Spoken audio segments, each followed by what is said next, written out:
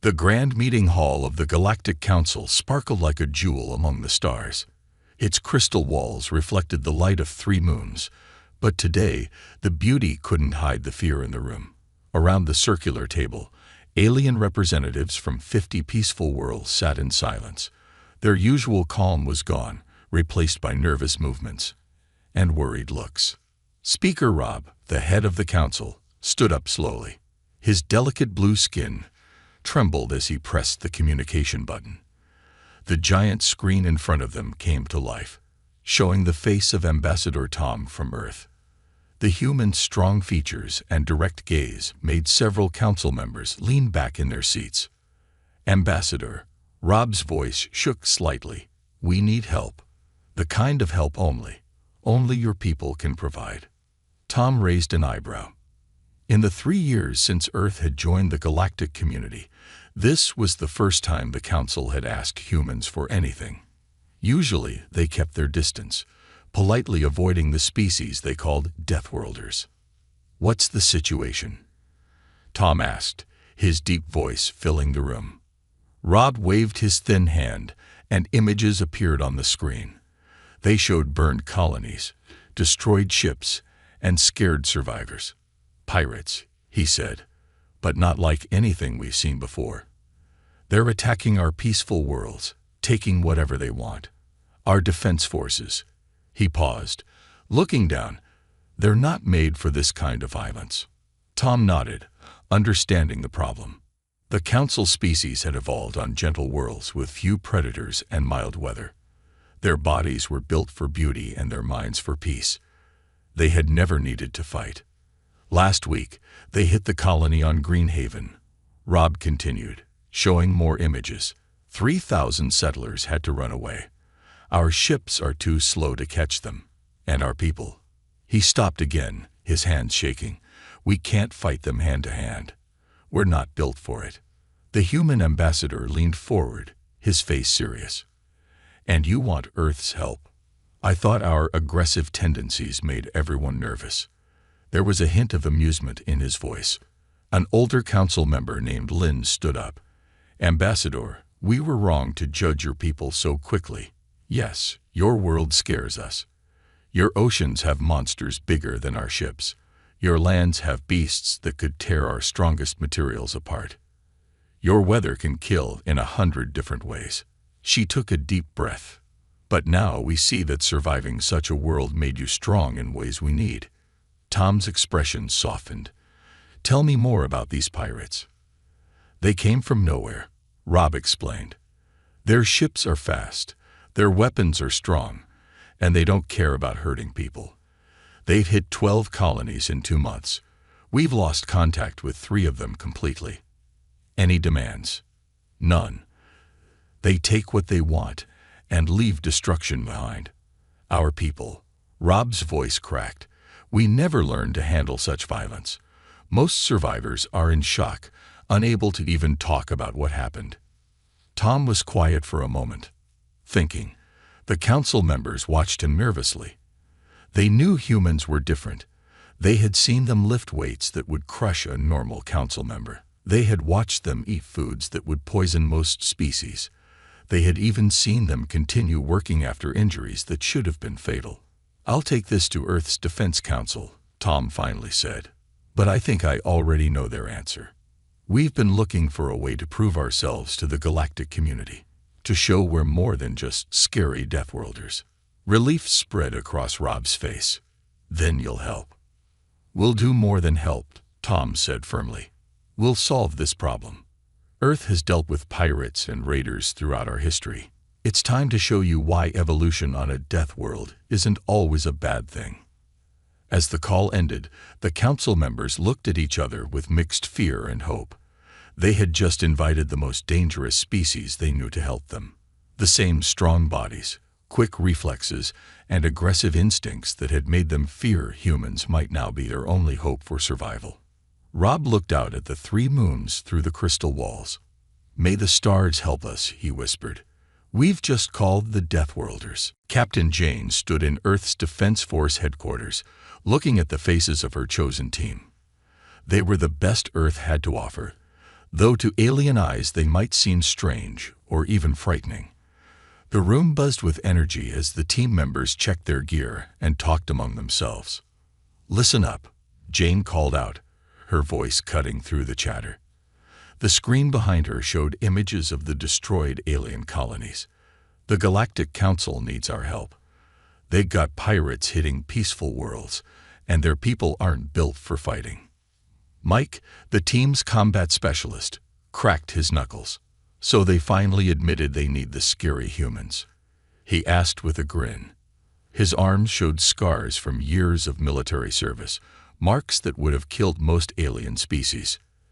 "They did," Jane nodded, "and we're going to show them that Earth's harshness created more than just tough fighters. We're bringing our brains too."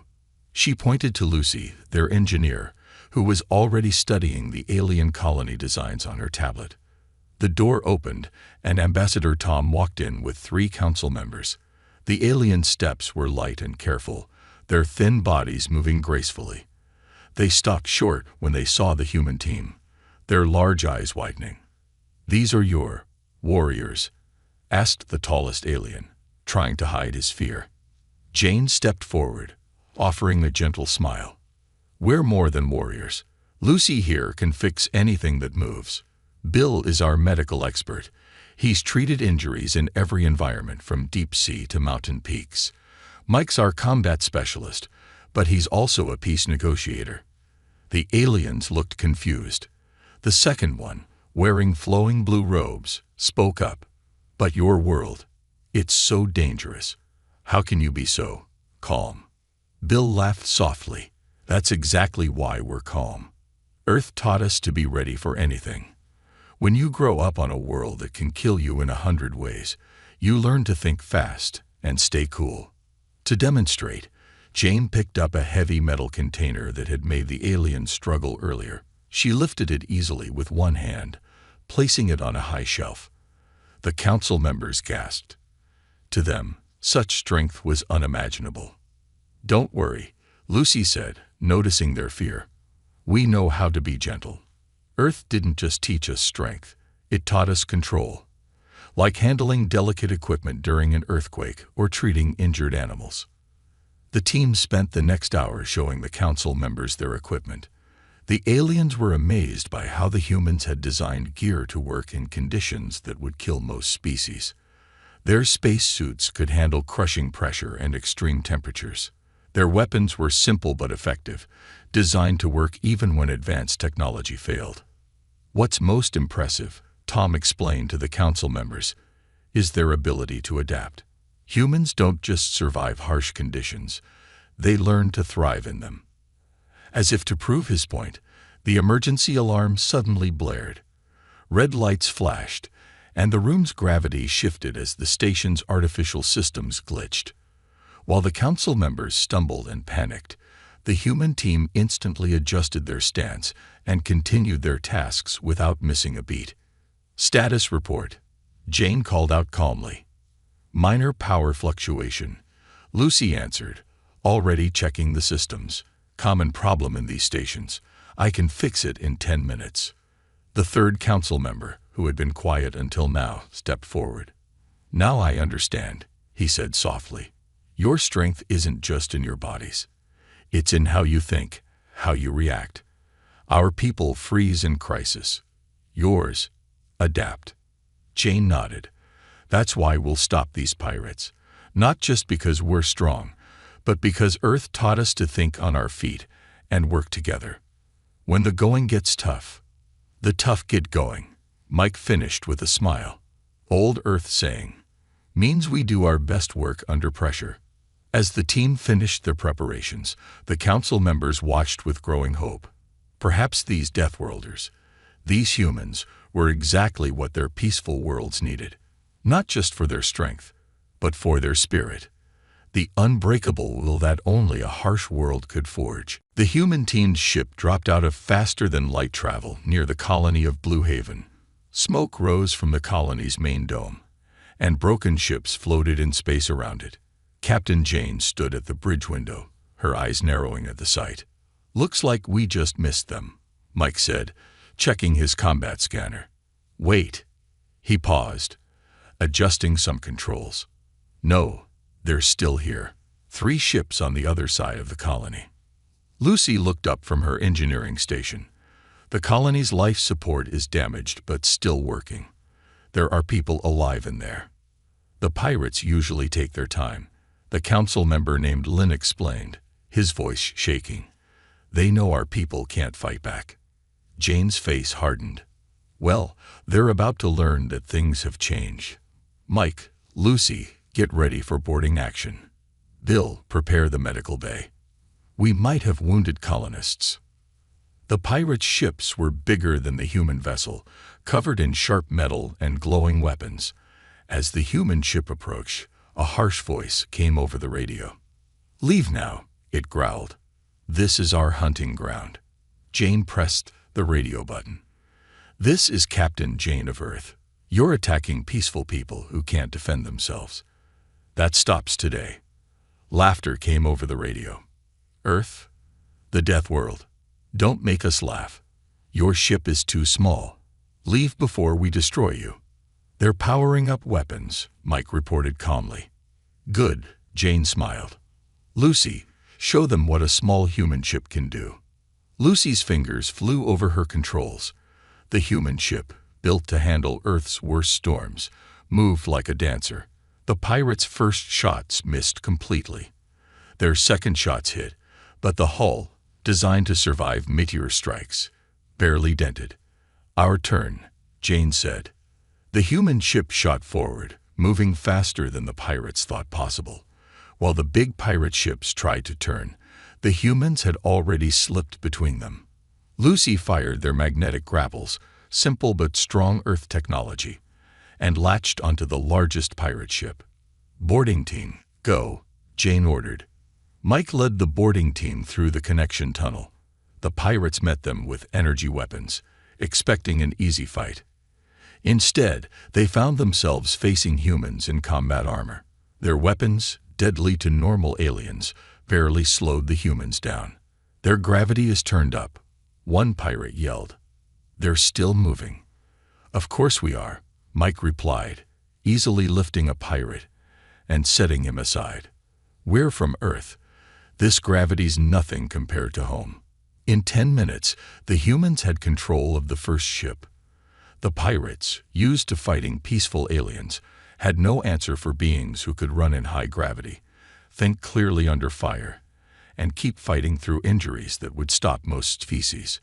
The other pirate ships tried to run, but Lucy had studied their engine design. A few careful shots disabled their drives. Soon, all 3 ships were under human control. Colony secure, Bill reported from the medical team.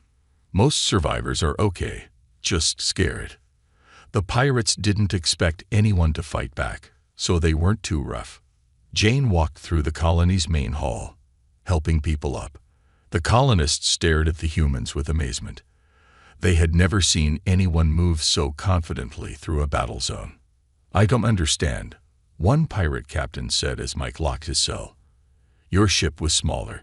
You had fewer people. How did you beat us so easily?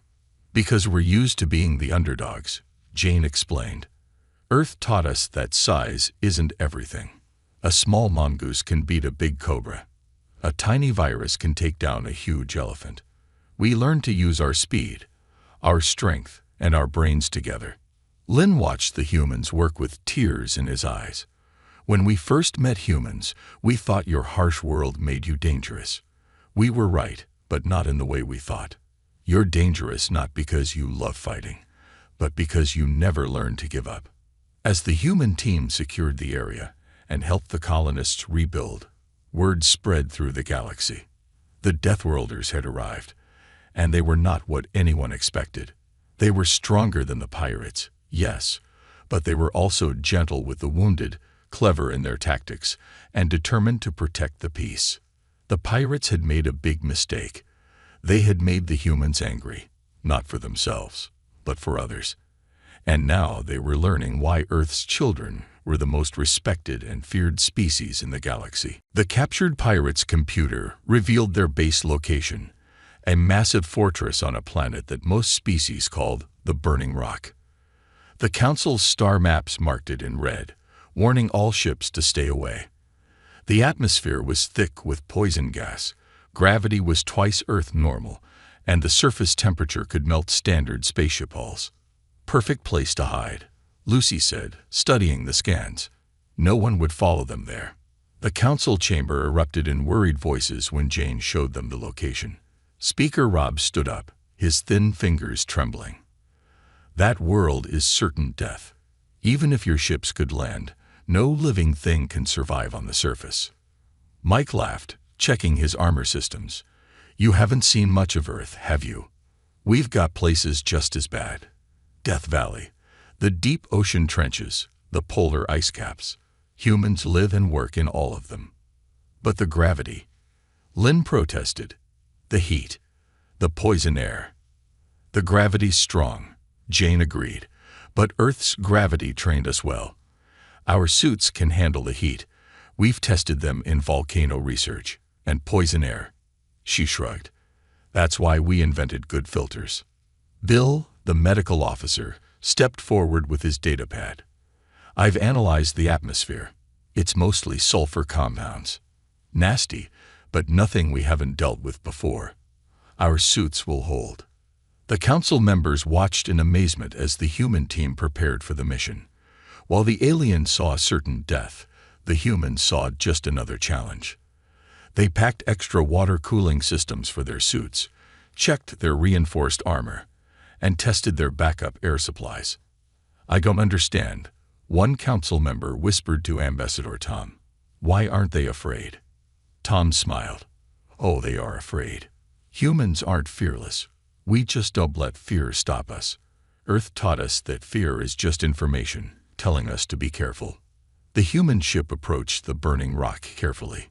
Through the view screens, they could see the pirates' fortress, built into a mountain of black rock. Rivers of lava flowed around it, and storms of acid rain battered its walls. Nice place, Mike joked as they landed. Reminds me of that camping trip in Iceland. The team stepped out onto the planet's surface. Their boots sank slightly into the hot ground, but their suits held strong. The gravity pulled at them, but their Earth-built muscles handled it. Through their reinforced faceplates, they could see the fortress ahead, partially hidden by clouds of yellow gas. Movement ahead, Lucy reported, checking her scanners. They've spotted us. A voice boomed over their radio. You're insane to come here. This planet kills everything. We get that a lot, Jane replied calmly. But you forgot something important. Our world tried to kill us too. That's why we learned to adapt. The pirates launched their defense drones, but the machines struggled in the harsh conditions. Meanwhile, the humans moved forward steadily, their suits' cooling systems handling the heat, their filters cleaning the poison air. When acid rain fell, it sizzled off their armor but couldn't get through. The environment that's protecting you, Bill explained over the radio to the increasingly panicked pirates. It's not so different from places on Earth. We've got deep sea vents hotter than your lava. We've got caves full of air just as poisonous. We've even got beaches where the sand can melt metal. As they approached the fortress walls, the pirates threw everything they had at them. Energy weapons, sonic blasts, even mining explosives. But the humans pressed forward, their Earth-evolved instincts and trained responses keeping them alive. They're still coming. A pirate screamed over the open channel. Nothing stops them. That's the thing about Deathworlders, Jane said, her voice steady despite the hard fight. We don't know how to quit. Earth taught us that survival isn't about being the strongest or having the best weapons. It's about keeping going when everything tells you to stop. The team reached the fortress walls, their determination unbroken. The pirates were about to learn why humans had survived Earth's worst challenges, why they called their homeworld a death world with pride in their voices, and why, when humans decided to protect something, nothing in the galaxy could stand in their way. Inside the fortress, the human team moved carefully through dark corridors. The air was thick with steam from the planet's heat, but their suits kept them comfortable. Lucy's scanner showed life signs ahead, lots of them. "Hold up," Jane ordered, raising her hand. "Something's not right. These readings." She looked at Lucy. Lucy nodded, checking her equipment again. "Too many people for a pirate base, and the patterns are wrong. These aren't guards, they're families." The team rounded a corner and found themselves facing a large hall. What they saw made them stop in surprise. Instead of a pirate stronghold, they found what looked like a refugee camp. Hundreds of aliens huddled in groups, their children playing quietly in corners. They all looked tired and hungry. "Don't hurt them," a voice called out. An alien stepped forward, taller than the others, but just as thin. "I'm Ray, their leader. If you want to fight, fight me." Mike lowered his weapon first. "We're not here to hurt families. We came because you've been attacking peaceful colonies." Ray's face showed a mix of anger and sadness. "We had no choice. Our world died 2 years ago. Our sun started to fail. We asked the Council for help, but they said our planet was too dangerous to send rescue ships." Jane stepped forward, her helmet sensors picking up the truth in his words. "These people were scared, not evil. So you became pirates to survive." "We tried trading first," Ray explained, sitting heavily on a metal crate. "But no one would trade with people from a high-gravity, high-radiation world. They called us too dangerous, too aggressive. Sound familiar, humans?" The team shared looks. They knew exactly how that felt. Earth had faced similar prejudice when they first joined the galactic community. "The Council feared us too," Bill said quietly. "But we proved we could be trusted. You could have done the same." "With our children starving?" Ray asked. "With our old ones dying? We found this planet because it was like our old home. We thought we could hide here, take just enough to survive. We never killed anyone in our raids." Lucy had been scanning the fortress's systems. "Their technology is failing," she reported. "The environmental controls are barely working. These people have maybe a month before this place becomes unlivable." Jane made a decision. She took off her helmet, surprising everyone. The air was bad, but her Earth-born lungs could handle it for a while. She wanted Ray to see her face. "We understand survival," she said, looking him in the eye. "Earth taught us that lesson too. But there's a difference between surviving and hurting others." "What choice do we have?" Ray asked, his voice breaking. "Let us help," Jane offered. "Humans know about living in dangerous places. We can help you build a real colony here, one that doesn't need raiding to survive. And we can talk to the Council, make them understand." "Why would you help us?" Ray asked, suspicious. "We're pirates, criminals." "Because we're Deathworlders too," Mike said. "We know what it's like when everyone fears you, but we learn to use our strength to protect, not to hurt." Bill stepped forward, already pulling out his medical kit. "Let me check your people. Earth medicine knows a lot about radiation sickness and high-gravity problems." Lucy was already studying the fortress's systems. "I can improve your environmental controls. Earth tech is built for conditions like this." Ray looked at his people, then back at the humans. "You really think you can help us build a home here?" "This place is deadly to most species," Jane said with a smile. "But to Deathworlders like us, it's just another challenge. And humans love a good challenge." For the first time, hope appeared in Ray's eyes. The pirates weren't evil. They were desperate people who needed help. And they had just met the one species in the galaxy who could understand both their strength and their struggles. The human team began their work, turning enemies into allies. They would show the galaxy that being from a deadly world didn't mean you had to be deadly yourself. Sometimes, it just meant you were strong enough to help others survive. 2 weeks had passed since the humans discovered the truth about the pirates. The fortress on the burning rock had changed. Lucy's engineering skills had improved the environmental systems, and Bill's medical knowledge had helped the sick. But not everyone was happy with the humans' peaceful solution. "They're still pirates." Speaker Rob's voice filled the council chamber through the video link. They attacked our colonies. Jane stood calmly in the fortress's communication room, facing the angry council members on the screen. Behind her, humans and former pirates worked together, teaching each other their skills. "They're refugees who had no choice," Jane replied firmly. "And they've agreed to help repair all the damage they caused." "No choice," another council member shouted. "They could have asked for help." "They did," Mike stepped forward. "Check your records from 2 years ago. Their son was dying. They begged for evacuation ships." Lucy pulled up the old messages on the screen. "The council said their world was too dangerous to approach. You left them to die because you feared their gravity and radiation." The council chamber went quiet.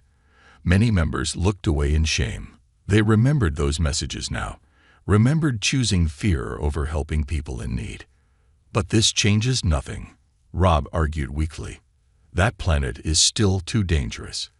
They can't stay there." "Actually, they can," Lucy said with a smile. She pressed some buttons, showing new blueprints. "We've redesigned their fortress. Earth's deep-sea colony tech works perfectly here. They can build a real home, grow their own food, even start trading." "Trading?" Lynn asked, surprised. "What could they trade?" "Rare minerals," Ray explained, stepping into view. "This planet is rich in elements that are hard to find elsewhere. We just needed the right technology to mine safely. The humans showed us how. And we'll teach them more," Bill added. "Earth's universities are already excited. They want to study how these people adapted to high gravity and radiation. It could help us build better colonies on other harsh worlds." But not everyone was convinced. A group of pirates who preferred raiding to honest work had broken away. They gathered their ships, planning one final attack on both their former companions and the humans who had ruined their easy life of stealing. 6 ships approaching, Lucy reported from her screens. "They're carrying heavy weapons." "Let them come," Jane said calmly. She turned to Ray. "Ready to show the galaxy what Deathworlders can do when we work together?" Ray nodded, standing straighter. "My people know these ships' weak points. We helped build them." The battle that followed amazed the watching council. Human ships and reformed pirate vessels fought side by side. The humans provided the strength and durability learned from Earth, while Ray's people added their deep knowledge of space combat in harsh conditions. "Their shields are modified for radiation," Ray called out, "but they can't handle concentrated heat. Like Earth's plasma cutters," Lucy grinned, adjusting their weapons. The humans' simple but effective technology, combined with the former pirates' knowledge, proved unstoppable. The rebel ships never stood a chance. Some tried to flee but found their engines disabled by precisely targeted shots. Others attempted to fight but couldn't match the combination of Earth's toughness and the former pirates' skill. "Surrender," Jane's voice boomed across all channels. "You can still choose a better path."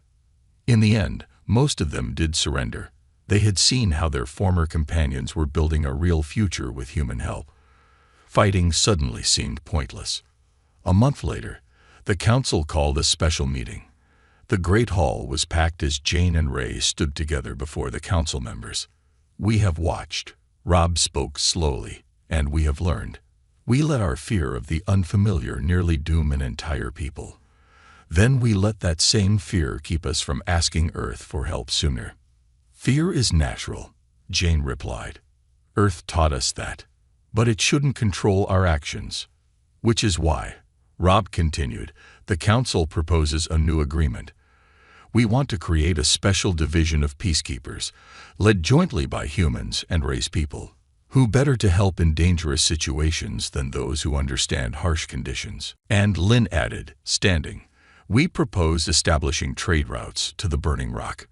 Your minerals will have fair prices, and your expertise in surviving extreme conditions will be valued, not feared." Ray looked at his people, gathered at the back of the hall. They stood straighter now, proud instead of desperate. "We accept," he said. "We'll help protect the peace we once broke." The council members nodded in approval. Then Rob raised his hand for silence. But there's one more thing, he said. We owe Earth an apology. When you joined the galactic community, we treated your strength as something to fear. We called you Deathworlders, like it was a curse. But now we understand, Lynn continued. Your harsh world didn't just make you strong, it made you wise. You know when to fight and when to help. You understand survival, but you also understand mercy. Jane smiled. Earth taught us that strength means nothing without compassion. A death world shows you how fragile life is, and how precious. The changes spread quickly through the galaxy. The former pirates became respected traders and peacekeepers. Their fortress grew into a thriving colony, proof that even the harshest worlds could support life if you had the right knowledge and help. Human technology and expertise became highly valued, not feared. Other species started sending their people to Earth for training, learning that facing challenges made you stronger. Looking back, Ray said to Jane as they watched ships land at the new trading port, becoming pirates was a mistake. We let our fear and anger control us. Fear and anger are part of survival, Jane replied. Earth taught us that too. But it also taught us that the strongest survival strategy is working together. A year later, a new ship arrived at the Burning Rock. It carried a gift from Earth, seeds from plants that grew in volcanic regions. Soon, gardens bloomed in the fortress's protected areas, adding color to the harsh landscape. Hard to believe a year ago we were enemies, Mike said, watching human and alien children play together in the fortress's new park. The children wore light gravity suits, sharing their different ways of moving and playing. That's the real lesson here, Jane said. It's not about being the strongest or the toughest. It's about using your strength to help others. That's what makes humans different. Not that we survived a death world, but that we learned to help others survive too. The galaxy had changed. Deathworlder was no longer an insult, but a mark of respect. It meant someone who could face challenges, adapt to problems, and help others overcome their fears. And somewhere in the great darkness of space, the call still echoed. The call that brought the Deathworlders to save the day. Not through force alone, but through the greatest strength of all. The power to turn enemies into friends, and fear into hope. The end.